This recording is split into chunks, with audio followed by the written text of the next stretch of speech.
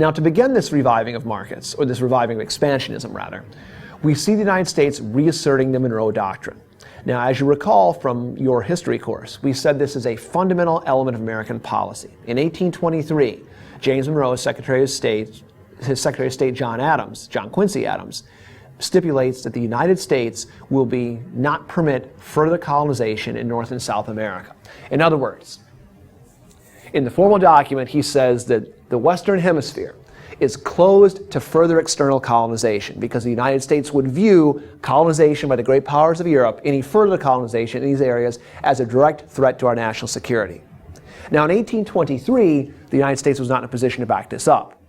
The British were, and the British wanted to, as you might recall, because the British had reasons of wanting to trade. The British had a big commercial and naval fleet, wanting to trade with all these new democracies that were created as these nations threw off their threw off their disliked imperial rulers from Europe. So Britain sort of backed up the Monroe Doctrine for a number of years. By this point in time, the United States has grown into a position where we can now extend our influence and back that up, seeing these areas as our own sphere of influence. In the Venezuelan boundary dispute, there's a dispute among the British and the colonial subjects and the French over where Guyana and Venezuela's border is. Right down here. What's the actual border? Grover Cleveland is president. His administration insists that the British submit their dispute to Americans for arbitration. The British don't want to, and the Americans kind of rattle sabers, kind of threaten that this could lead to hostilities and conflict. The British don't really see any reason to do this, but they would argue that actually breaking off their relations or having bad relations with the United States, who's a very strong trading partner of theirs, it's not worth it. So they swallow their pride and say, fine, we'll submit to you on this. And as such, it establishes more of the precedent now the Monroe Doctrine can be enforced, not by external great powers like the British, but by the Americans. Our time has come in terms of having the strength. We've arrived in terms of having the strength to be able to do that. So with this then, the United States also extends wanting to deal with the Spanish and their influence in North America and South America and Central America. By the time you get to the dawn of the 20th century, the vast, enormous empire that Spain had possessed, if you remember all the way back from some of your first lessons, once upon a time, Spain had holdings and claims to all of that, and a whole bunch of that, and virtually all the Caribbean. 400 years later, all that's left of this vast empire are a few rump remnants. You've got Cuba, you've got Santo Domingo, some islands in the Caribbean, you've got the Philippines right off the Asian coast, right off the far eastern entrance to the China markets, and that's it. The Cubans, for their part, when the last of these holdings, have engaged in a rebellion against Spain, starting in the late 1860s, early 1870s, a lingering, smoldering internal conflict that went on for the next couple of decades. Now, slavery had been abolished in Cuba, but independence had been denied. The islands were mismanaged. The Cubans fought essentially a guerrilla war against the Spanish. The Spanish decide to deploy their military forces to stop this, and they come up with what's called the reconcentration policy. They had a hard time telling the good guys from the bad guys when they were fighting the rebels, because the rebels fought irregularly. So they repopulated the island. They took people out of certain areas and reconcentrated them elsewhere. In fact, this is the policy from which the term concentration camp is born. Now, it's not a camp like you think with the Holocaust with gas chambers and executions and all that. But what it was the population was cleared out of certain areas of the island, and those who weren't going to come, the Spanish then reasoned, well, we can go and shoot them and go after them because those are the rebels. The problem was when the population was reconcentrated in the tropics, this was sort of a mismanaged process, and also sanitation was not necessarily strong. And in the tropics, you had disease. Quite a Cuban population died.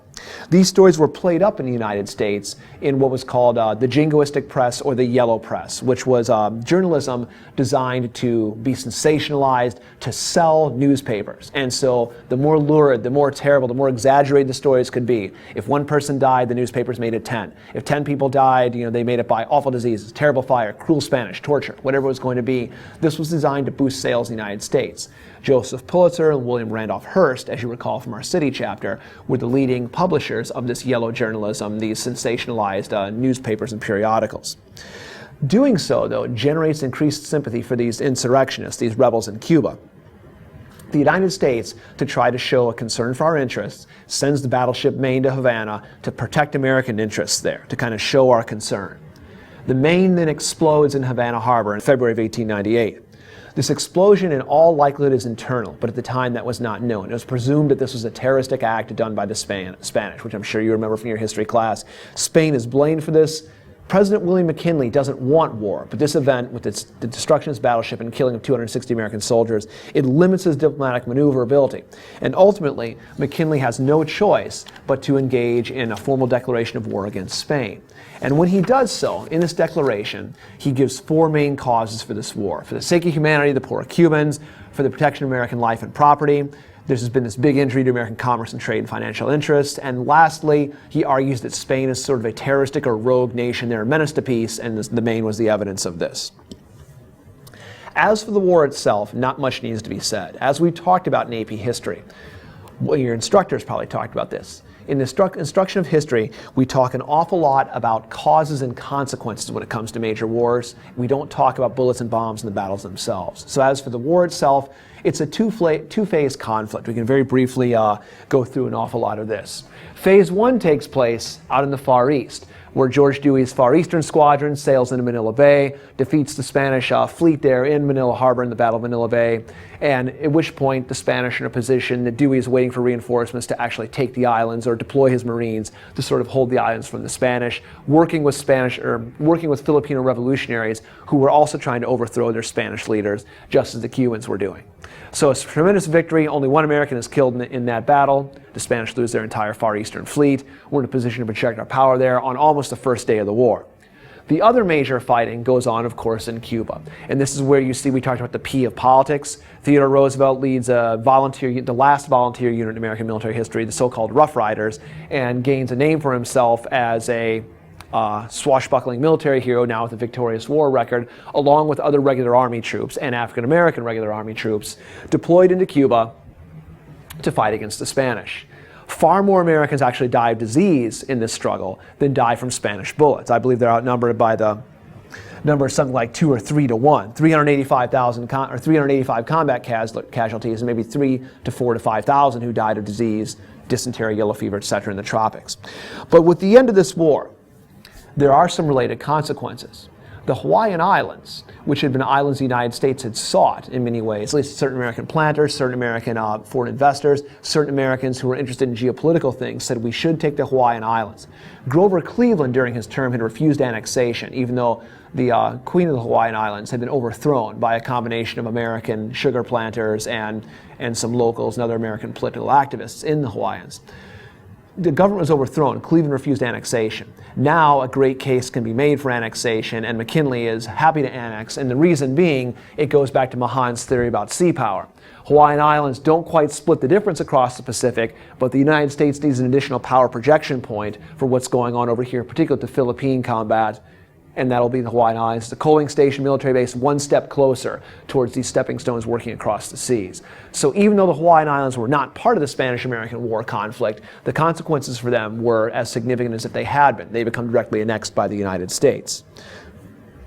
Additionally, with the end of the war then, the United States gains the Philippines, Guam, Puerto Rico for about $20 million, which we paid the Spanish as an indemnity. We gain the main influence in Cuba and the Caribbean, and this starts a debate.